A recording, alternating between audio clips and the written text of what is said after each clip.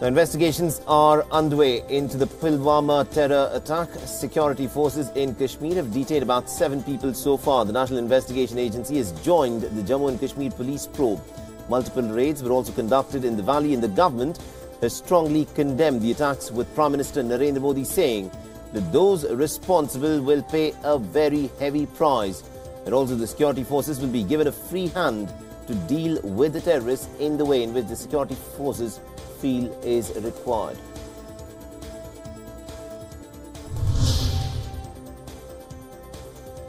An all-party meeting will be held to brief the local parties on the terror attack in Jammu and Kashmir, in which about 40 CRPF jawans were killed. Now, the meeting has been convened by Home Minister Rajnath Singh, and the invitations have been extended to all major political parties. The decision to convene the all-party meeting was taken at a meeting of the Cabinet Committee on Security chaired by Prime Minister Narendra Modi on Friday.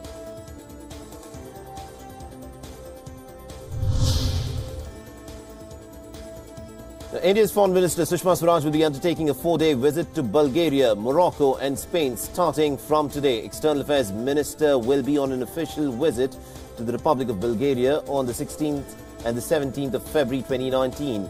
The visit is a follow-up visit to the state visit of the President of India to Bulgaria in September last year.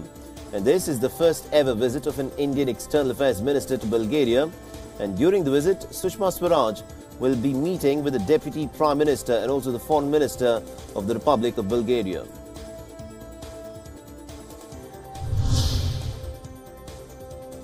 According to the sources in the US government, the US military aircraft is expected to deliver more than 200 tons of humanitarian aid to the Venezuelan border of Colombia.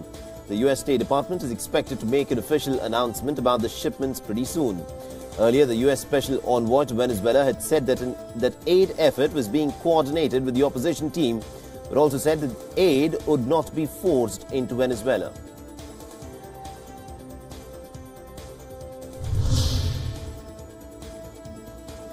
The Venezuela's Attorney General Tariq William Saab has said that his office is in fact investigating the opposition-appointed board of directors of Venezuela's state-run oil firm and its US-based affiliate Citgo.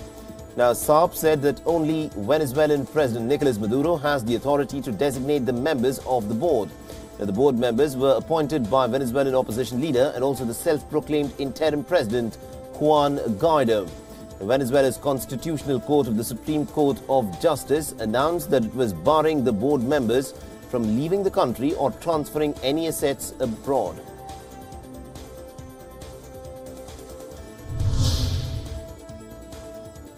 Venezuela has adopted a series of measures in the hope of diversifying its economic structure and also making its economic development back on track.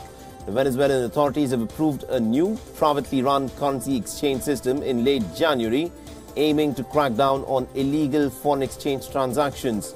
The Central Bank of Venezuela has said that the system has in fact been authorized by the Ministry of Finance as a part of the country's currency exchange market.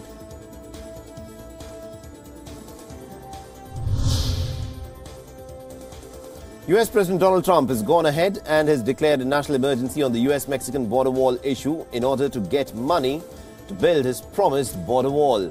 Trump, in a press conference in the Rose Garden, has announced that he is in fact going to be signing and also declaring a national emergency in the White House as soon as he is done with the press briefing. Trump's declaration will in fact enable the use of taxpayers' money on the border without a congressional approval. He had demanded almost about $5.7 billion for the wall, which the Congress has refused to approve.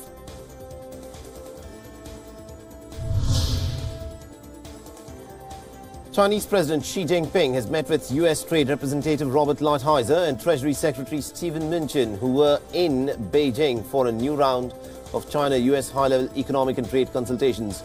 Calling China-US ties as one of the most important bilateral relationships in the world today, Xi Jinping has said that the two countries share broad common interests and should shoulder important responsibilities in safeguarding world peace and stability, as well as promoting global development and prosperity.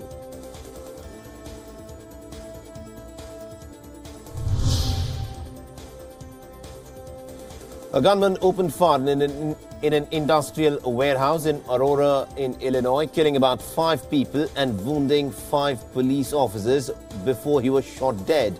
Now, Aurora's police chief, Kristen Zimmern, has said that the gunman has been identified as 46-year-old Gary Martin. He was reportedly an employee at the industrial complex, and two of the people injured in the shooting were taken to a Rush Copley Medical Center in Aurora, where they're being treated for non-life-threatening injuries. And at this point of time, the police have not so far been able to establish as to why this 46-year-old shooter went on a shooting spree.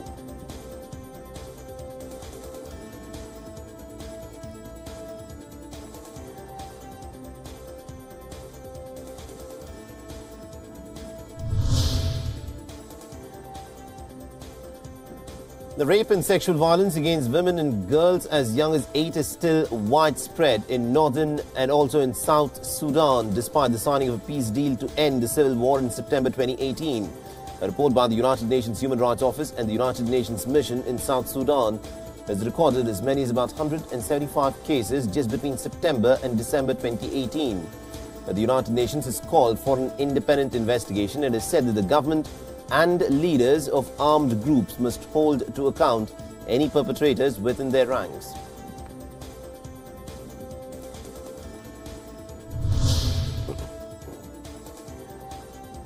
The Democratic presidential candidate Tulsi Gabbard has introduced a bill to the Congress which will prevent President Donald Trump from withdrawing from the Intermediate Range Nuclear Forces Treaty.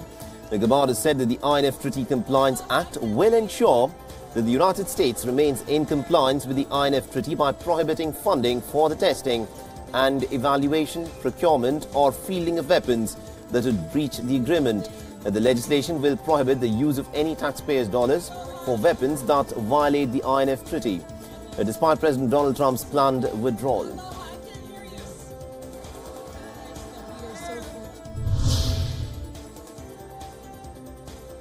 The flu epidemic in France worsens as more than 1,000 people reportedly have passed away just this winter alone due to the flu.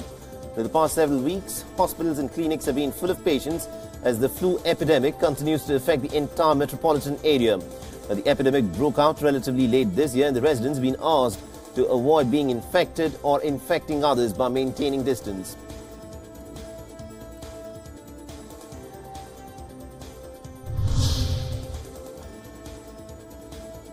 Now, the body of football player Emiliano Sala has been repatriated to Argentina a day ahead of a wake expected to be held in his hometown of Progreso.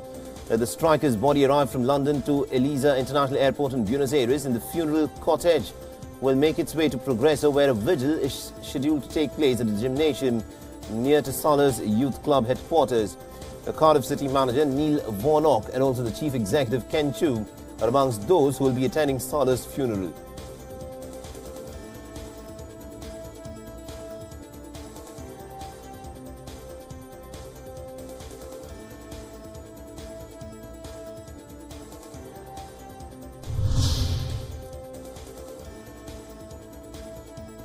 The 30 years after the Soviet Union left Afghanistan, some Russian politicians are calling for a reassessment of the conflict, which critics have long cast as a bloody foreign adventure akin to the US war in Vietnam. Moscow completed the pullout of its troops on the 15th of February. Back in 1989, after a 9-year war that had claimed the lives of 14,000 Soviet nationals, many of them repatriated secretly in zinc coffins. 30 years on, with Russia fighting in Syria and also the United States moving to withdraw its own troops, Afghanistan is back in focus, and the Russian lawmakers have called into question the Soviet resolution to have actually entered into Afghanistan to fight a war in 1978.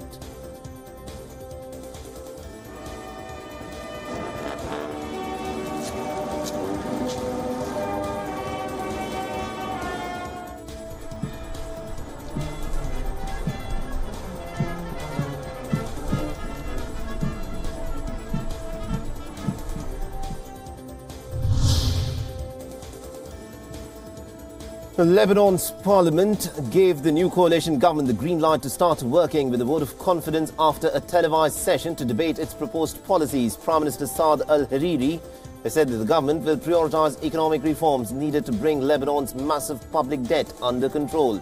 The government was agreed this month following the wrangling over a make-up of the cabinet that had lasted since after a parliamentary election last May.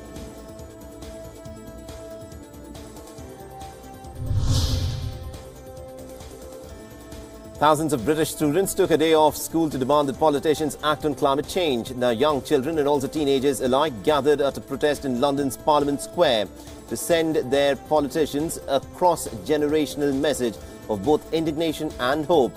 The young students also expressed anger at the perceived inaction of the world's politicians.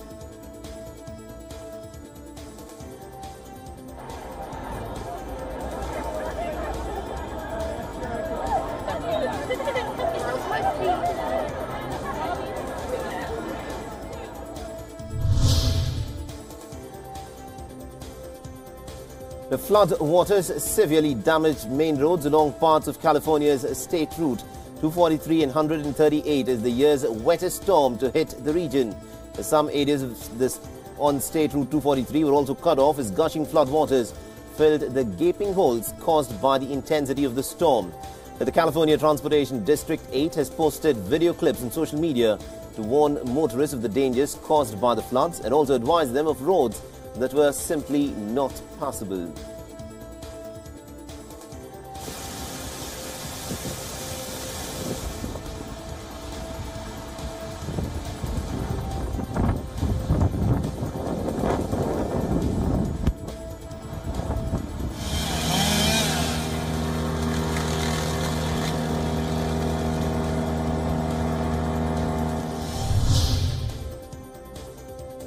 Firefighters in Chile battled some 30 forest fires in Chile on Friday, destroying scores of homes and also seeing the evacuation of hundreds in the South American country.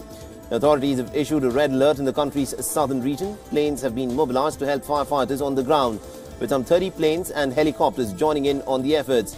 And also, according to officials, some 39,000 hectares have been burnt through by the fires, and 2 people so far have lost their lives.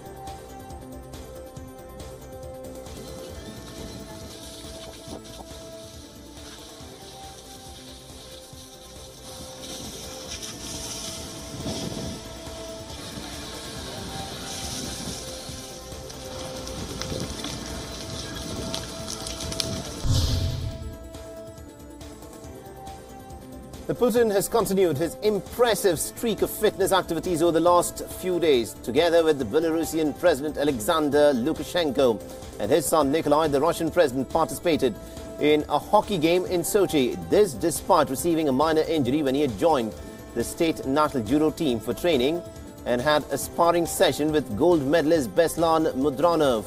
Now, Putin has long cultivated a tough guy kind of an image and has also previously been shown on television playing ice hockey, handling a tiger and also riding a horse and diving to the bottom of the Black Sea and also swimming in the Siberian River when the temperature is minus 10 degrees Celsius.